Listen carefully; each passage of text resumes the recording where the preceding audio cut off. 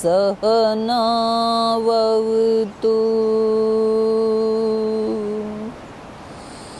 सहनौ भुनक्तु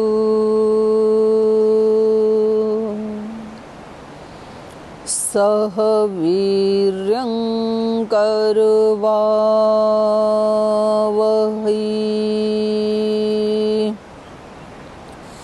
तेजस्विनावधीतमस्तु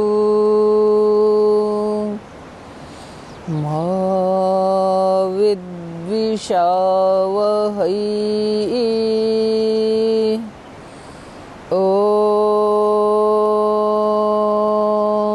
शांति शांति शांति।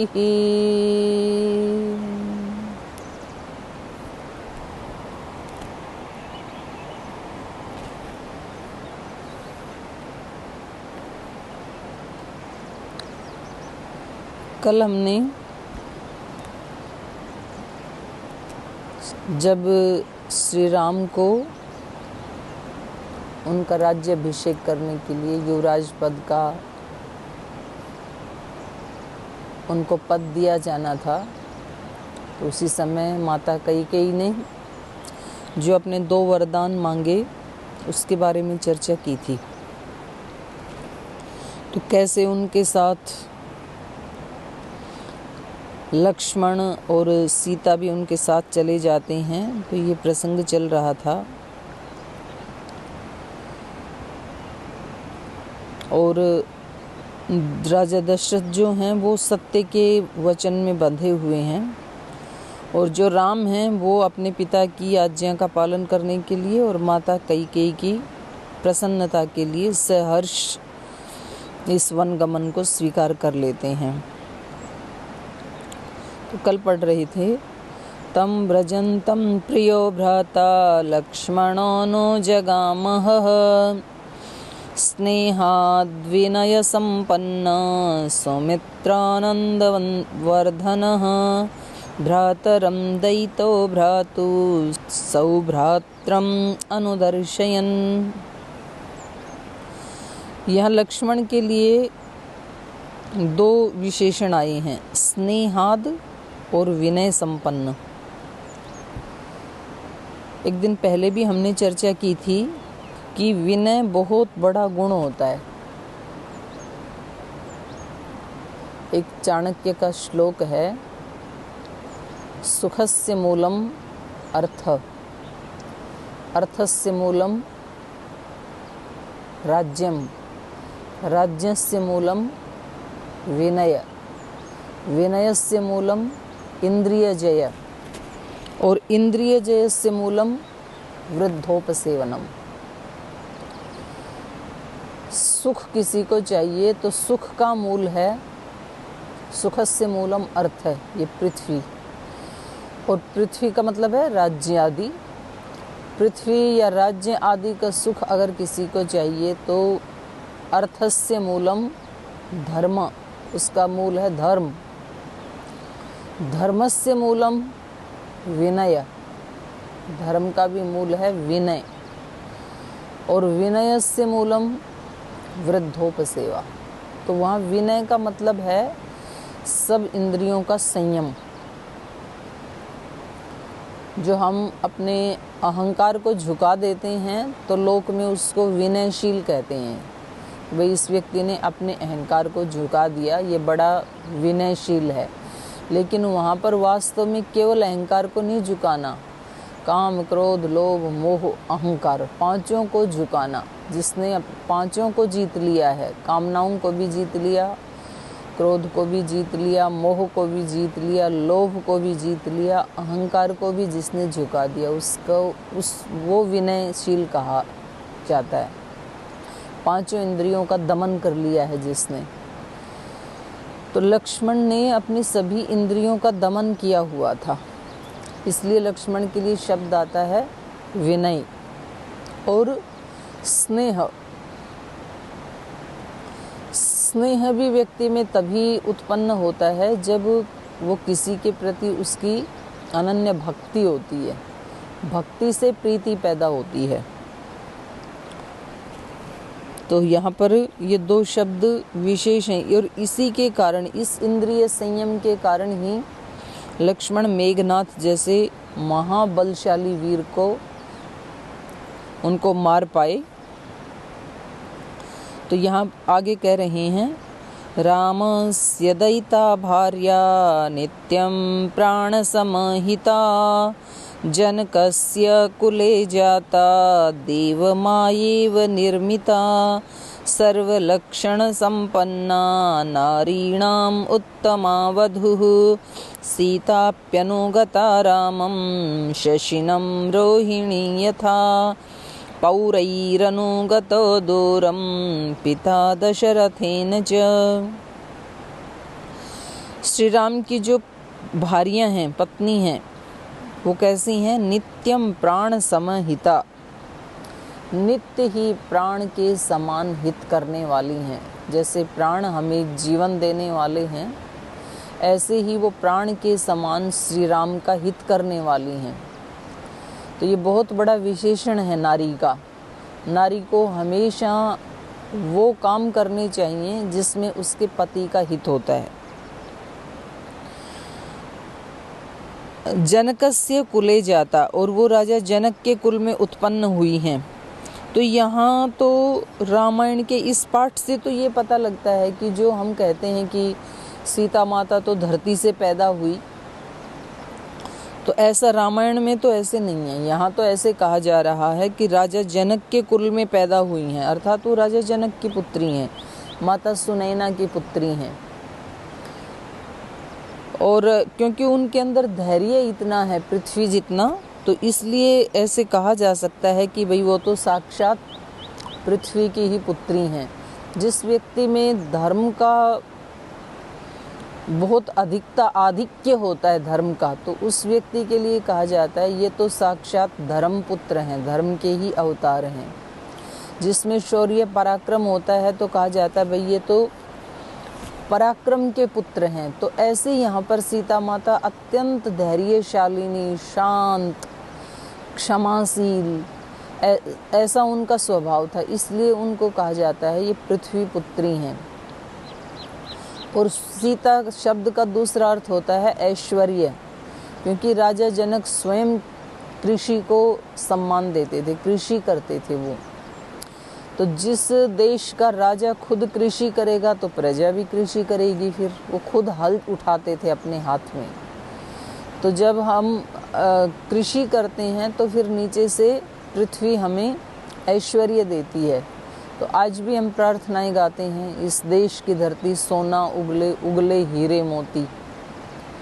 तो वहाँ सोना उगले हीरे मोती उगले, इसका मतलब है धन धान्य जो उगलती है, और उसी को कहा जाता है सीता। तो सीता को भाई नीचे से घड़े में से लाए, ऐसी जो किंवदंतियां हैं उनका यहाँ इतिहास में कोई वर्णन नहीं है, वो आलंकारिक वर्णन है। सीता का मतलब है ऐश्वर्य। और कभी ये देश इतना कृषि प्रधान था कि यहाँ के राजा जनक जैसे जिनको विदेह कहा जाता है, वो राजा भी खुद अपने हाथ से हल चलाते थे। तो इससे एक तो प्रजा पुरुषार्थी बनती है, और दूसरा वेद में भी कृषि का बहुत महत्व है। अक्षैर्मा दिव्य कृषिमित कृषस्व, तो वहाँ भी कृषि के बारे में संदेश दे रहा है ऋग्वेद भी।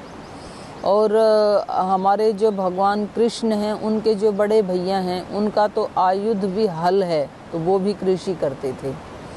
तो यहाँ जो संपत्ति का प्रतीक है सीता माता, माने राजा की संपत्ति है। वो बच्चे जो हैं वो संपत्ति ही होते हैं अपने पिता की, पर किसी को अगर ऐसी संतान मिले, सीता माता जैसी संतान मिले, तो वो तो साक्षात लक्ष्मी ही होती है। तो बोलते भी हैं ना भाई ये तो बेटी नहीं है, ये तो लक्ष्मी है। तो यहाँ पर स्पष्ट ही वर्णन है कि ये माता सुनैना और राजा दशरथ की पुत्री हैं। इसलिए कहा जनकस्य कुले जाता देव माया इव निर्मिता। इसका निर्माण कैसे हुआ है? जैसे साक्षात देव माया ही क्यों ना हो। देव माया का मतलब है देवस्य माया, देवों की माया, माने दिखने में तो वो कोई स्त्री लगती है, लेकिन अंदर से तो वो साक्षात दैवी शक्ति है, तो जगत जननी है। तो ये ऐसा नहीं है कि केवल सीता माता तो जगत जननी हो गई और बाकी तो कोई हो नहीं सकता है, ऐसा नहीं है। प्रत्येक पुरुष ही यहाँ राम है, प्रत्येक महिला ही यहाँ पर देव माया जैसे है। बस उन शक्तियों को किसने अभिव्यक्त किया, किसने उनको अभिव्यक्त नहीं किया, उसके ऊपर उसमें ऊंच नीच का भेद हो जाता है। भगवान ने सबको अवतार जैसे ही बना करके भेजा है, कोई तो उसको अभिव्यक्त कर पाते हैं, कोई उसको अभिव्यक्त नहीं कर पाते हैं या थोड़ा अभिव्यक्त कर पाते हैं। तो हम सब भी इस भावना को अपने हृदय में लेकर के ऐसी हम कोशिश कर सकते हैं और ऐसा हम अपना व्यक्तित्व मान सकते हैं। चलो हम सीता नहीं माने तो हम ये तो मान ही सकते हैं कि हम सीता माता के वंशज हैं, उसमें तो कोई हमें मना कर ही नहीं सकता है। तो जैसी माँ होती है वैसी तो पुत्री को होना ही चाहिए। तो यहाँ महिलाओं के लिए बहुत बड़ा एक उपदेश है कि वो कैसी हैं। नित्य प्राण समाहिता देव माया इव निर्मिता सर्वलक्षण संपन्ना नारीणाम उत्तमा वधुः, सब लक्षणों से सुसंपन्न है और नारियों में वो उत्तम है। माने नारियों की अपनी एक जो शक्ति, जो उनके अंदर मातृत्व है, जो उनके अंदर हर संघर्ष को फेस करने की जो एक शक्ति विशेष है, तो ये पुरुष से कहीं ज़्यादा होती है। कभी पुरुष टूट सकता है। हम देखेंगे कि लोक में अगर किसी की पत्नी गुजर गई तो पुरुष में इतना धैर्य नहीं होता है, वो तुरंत दूसरी शादी कर लेता है। कोई अपवाद रूप में ऐसा होता है कि अपने बच्चों का वो अविवाहित रहते हुए और पालन पोषण करके उनको योग्य बनाई, वो कोई अपवाद मिलेगा, वरना तो वो उनको लगता है बच्चों को कौन संभालेगा, एक ऐसा बहाना लगा कि वो तुरंत शादी कर लेते हैं। लेकिन महिलाओं में आपको 99 ऐसी महिलाएं मिल जाएंगी कि जिनके पति गुजर गए तो उन्होंने हिम्मत नहीं हारी और अपने बच्चों को उन्होंने, और उनके पास कोई साधन नहीं था, कोई नौकरी नहीं थी, कोई पेशा नहीं था, तो भी उन्होंने मेहनत मजदूरी करके भी। तो महिलाओं के अंदर सहन शक्ति और पुरुषार्थ करने की शक्ति ज़्यादा होती है, लेकिन उनमें भी सीता माता सबसे उत्तम है। अब यहाँ पर जो घटनाक्रम हुआ उनके घर में, वो तो अभी शादी करके ही आई थी, बिल्कुल नई वधू थी, और एक इतने बड़े महाराजा की बेटी हैं, वो राजा जनक, जो उस समय सुविख्यात थे। और वैसे भी इनको वनवास तो मिला नहीं था, और श्री राम ने भी उनको यही समझाया था कि आप यहाँ रह कर के, मैं चला जाऊँगा तो आप माता पिता की सेवा करना। माता पिता की सेवा भी यदि नहीं करती तो अपने पिता के घर जा सकती थी। आजकल तो लड़कियां यही करती हैं, थोड़ी सी कोई ससुराल में दिक्कत आई तो तुरंत अपना सूटकेस तैयार करके वो माँ के घर पहुंच जाती हैं। वो पूछती भी नहीं है घर वालों से और बताती भी नहीं है कि मैं जा रही हूँ, वैसे ही चली जाती हैं।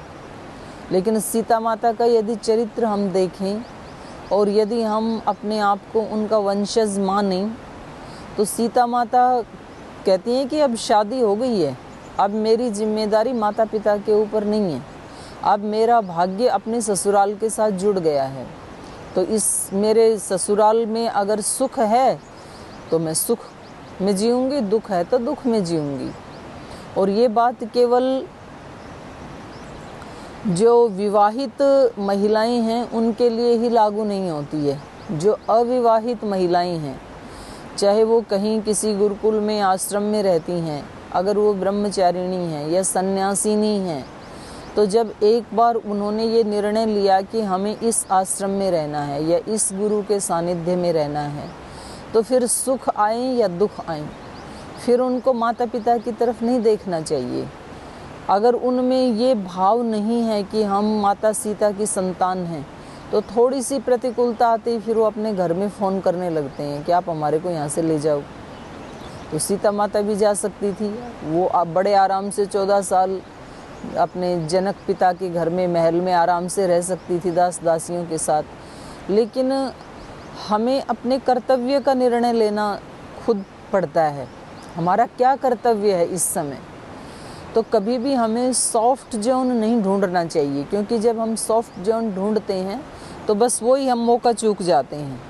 सबके जीवन में मौके आते हैं, और जैसे ही हमारे जीवन में कोई संघर्ष आया और हम तुरंत सीता माता की तरह तैयार हो गई कि मैं फेस करने के लिए तैयार हूँ, बस उसी समय व्यक्ति अपलिफ्ट हो जाता है, उसी समय उसकी शक्तियाँ बढ़ जाती हैं।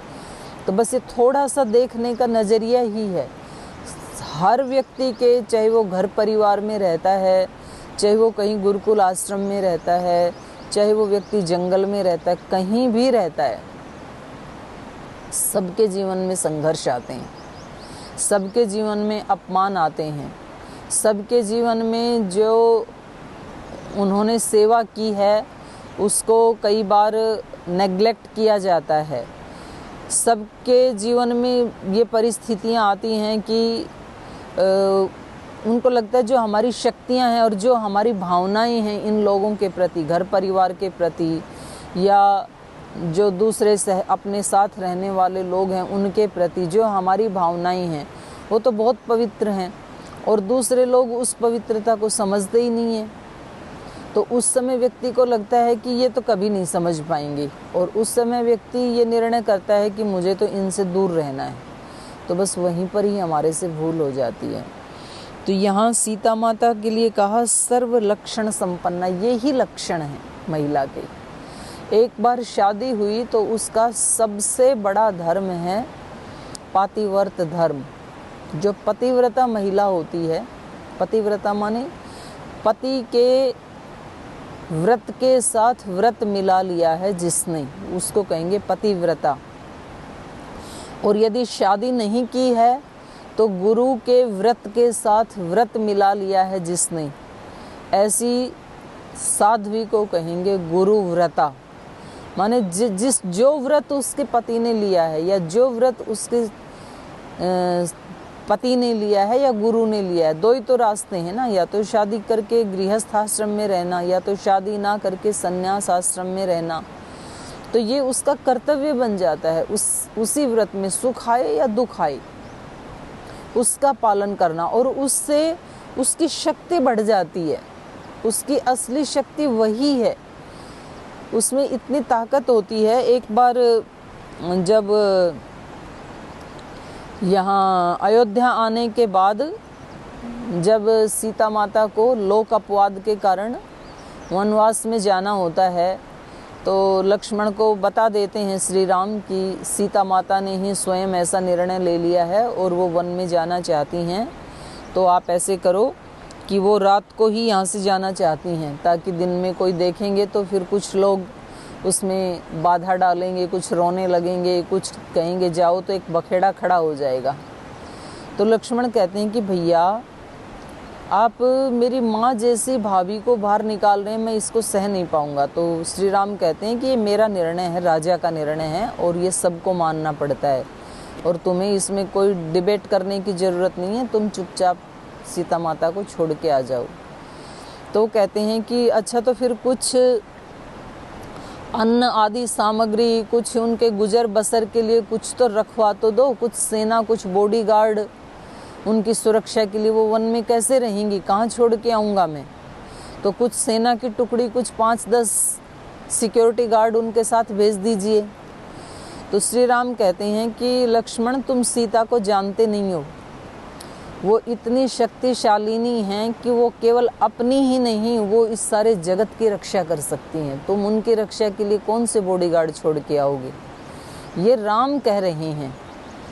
तो ये नारी की असली शक्ति होती है।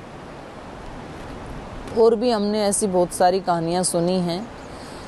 एक जाजली मुनि हुए हैं, तो वो बहुत हिमालय पर्वत के शिखर के ऊपर तपस्या करते थे, और वो तपस्या में इतने लीन हो गए कि वो समाधिस्थ हो गई, और उनकी जो जटाएं थी उनके ऊपर आकर के पक्षियों ने, बगुले ने वहाँ पर घोंसला बना लिया उनकी जटाओं में, और वहीं उन्होंने अंडे छोड़ दिए जटाओं में। और उसको पता ही नहीं, वो इतने समाधिस्थ हो गई। और कुछ दिन के बाद जब वो अंडे टूट गए तो उसमें से बच्चे निकले, वो कुलबुला रहे हैं, तो भी उनको नहीं पता चला। मतलब शरीर भाव से, जब जैसे रात को हमें पता नहीं चलता है, शरीर भाव से अलग हो जाते हैं, हमारे आसपास क्या हो रहा है, तो ऐसे समाधि में भी नहीं पता चलता है, शरीर भाव से ऊपर उठ जाता है व्यक्ति। तो फिर वो थोड़े बड़े होकर के उड़ने भी लगे। तो फिर एक दिन उनकी समाधि खुली, जाजली मुनि की। तो जब उनकी समाधि खुली तो उन्होंने देखा कि यहाँ तो कुछ बच्चे हैं मेरी जटाओं में, और तुरंत वो बच्चे उड़े। तो उन्होंने ऐसे ऊपर देखा, अपने सिर से ऊपर उड़े। तो उनको बड़ा गुस्सा आया कि देखो कितनी धृष्टता की है इन पक्षियों ने। उन्होंने कहा कि तुमने इतनी धृष्टता की है, मेरी जटाओं में तुमने अपना घर बना लिया, तुम अभी भस्म होकर के नीचे गिर जाओ। उनको क्रोध आ गया और बगुले तुरंत भस्म होकर के नीचे गिर गई। तो अब जाजली मुनि को लगा कि मैं तो बिल्कुल सिद्ध हो गया, मेरी वाणी अमोघ हो गई, मैं तो जैसे मैंने कहा वैसे हो गया। तो अब मुझे इस पर्वत शिला से नीचे उतरना चाहिए, अब मुझे अपनी तपस्या का प्रचार प्रसार संसार में करना चाहिए। तो बड़े अहंकार से चूर होकर के वो आते हैं और एक नगर में जाकर के, एक घर के बाहर जाकर के आवाज़ लगाते हैं, भिक्षाम देही। तो अंदर से आवाज़ आती है कि महाराज थोड़ा इंतज़ार कीजिए, मैं अपने पति की सेवा कर रही हूँ। तो वो कहते हैं कि आपको पता है आपके द्वार पे कौन आया है? मूर्ख महिला, एक इतना बड़ा योगी, एक इतना बड़ा तपस्वी आज आपके द्वार पे आया। आपको पता है मैं एक संकल्प सिद्ध योगी हूँ। तो उन्होंने कहा महाराज ये बगुले नहीं है जो आपके अभिशाप से भस्म होकर के गिर जाएंगे। अंदर से ही बोला उसने। तो वो तो एकदम से मतलब उनकी हवाई निकल गई। जाजली मुनि ने सोचा भाई इसको पता कैसे लगा। तो वो अपने पति को दवा आदि दे करके उनकी सेवा करके फिर जैसे ही बाहर आई तो उन्होंने पूछा कि आप ये बताओ देवी, भिक्षा तो बाद में देना, आप ये बताओ कि आपने ये इतनी बड़ी तपस्या कहाँ की, कौन से पर्वत पर बैठ करके की, आपको कैसे पता लगा कि ये घटनाक्रम हुआ है मेरे साथ?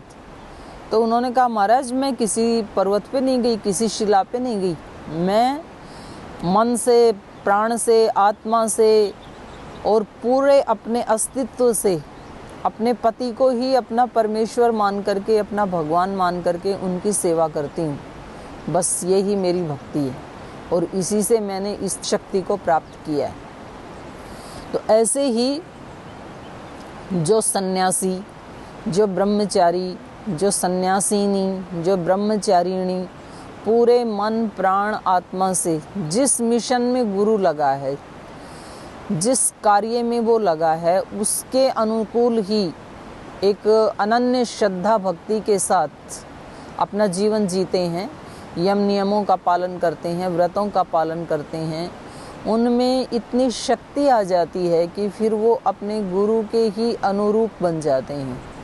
एक शक्तिपात जिसको कहते हैं, तो शक्तिपात कोई ऐसे नहीं है कि कोई थोड़ा सा कोई पानी का गिलास उसने निकाला और उसके ऊपर डाल दिया, इसको शक्तिपात ऐसा नहीं होता है। शक्तिपात तो जैसे ही हम उनके व्रत में अपना व्रत मिला लेते हैं, हमारे यहाँ मंत्र बोला जाता है उपनयन संस्कार में, मम व्रते हृदयम ते दधामि मम चित्तम अनुचित्तम ते अस्तु मम वाचम एक मना जुषस्व बृहस्पतिस्त्वा नियुनक्तु मह्यम। और यही मंत्र शादी में भी बोला जाता है। वहाँ बोला जाता है मम व्रते हृदयम ते दधामि मम चित्तम अनुचित्तम ते अस्तु मम वाचम एक मना जुषस्व प्रजापतिस्त्वा नियुनक्तु मह्यम। बिल्कुल सेम है मंत्र। एक जगह विवाह वाले मंत्र में कहा जाता है उस प्रजापति ने आपको मेरे लिए नियुक्त किया है। दोनों बोलते हैं इस बात को, पति भी और पत्नी भी। और जो गुरु शिष्य का उपनयन या वेदारंभ संस्कार है उसमें आता है बृहस्पतिस्त्वा नियुनक्तु मह्यम। उस ज्ञान के स्वामी बृहस्पति ने आपको मेरे लिए नियुक्त किया है। शिष्य भी ये बात बोल रहा है और गुरु भी यही बात बोल रहा है।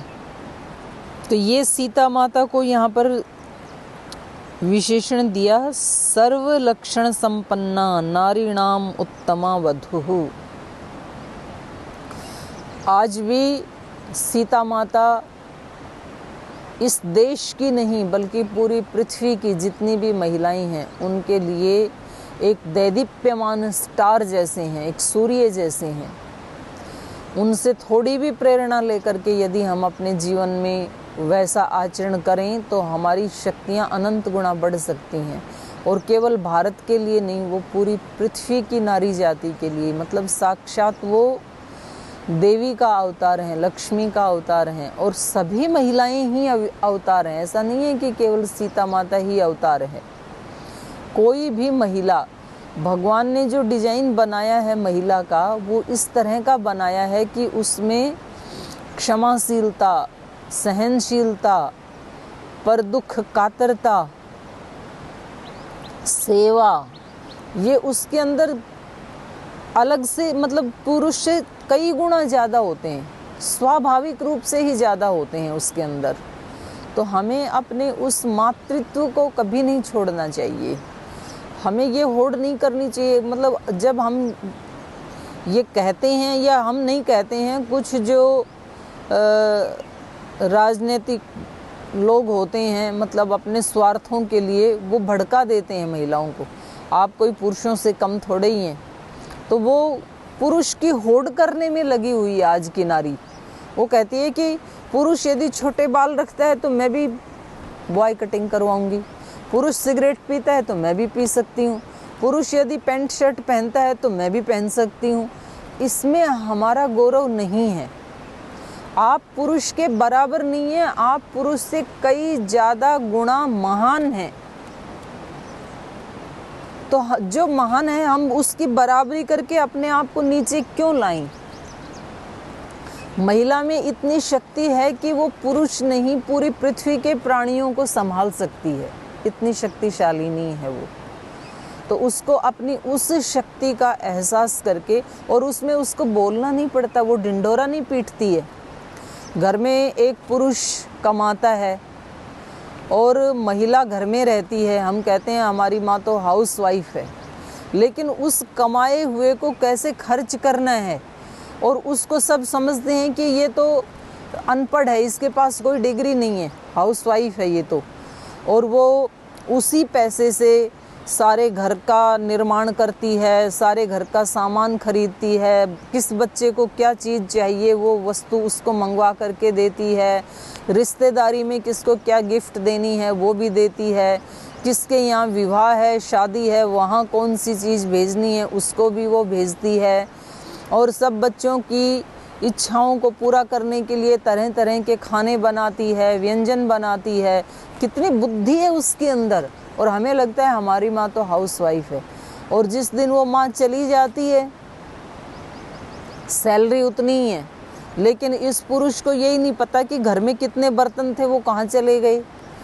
घर में बच्चों के कपड़े कभी तो पूरे फटे हुए हैं, जो रिश्तेदार हैं इनके यहाँ पता ही नहीं चलता है कब शादी थी, कब कौन सी गिफ्ट देनी थी, कहाँ कन्यादान देना था।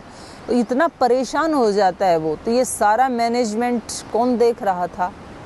एक घर के मैनेजमेंट को चलाना एक फैक्ट्री चलाने के बराबर है। इतना सरल नहीं होता है घर को चलाना।